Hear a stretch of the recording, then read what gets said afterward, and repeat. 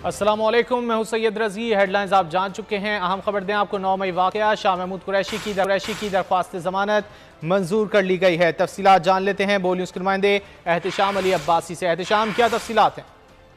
जी, 9 मई पुरतशद्दुद एहतजाज पर इस्लामाबाद के थाना खन्ना में दर्ज मुकदमा पीटीआई के वाइस चेयरमैन शाह महमूद कुरैशी की जमानत कन्फर्म कर दी गई है। एडिशनल सेशन जज सैयद मोहम्मद हारून शाह ने दरख्वास्त जमानत मंजूर की।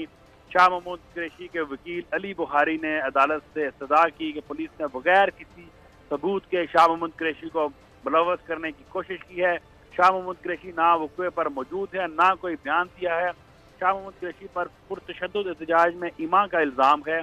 तमाम जो है दलाइल सुनने के बाद, सरकारी वकील के दलाइल सुनने के बाद अदालत ने शाह महमूद कुरैशी की जमानत कन्फर्म कर दी है। जी, बहुत शुक्रिया एहतिशाम इन तफसीलात के लिए।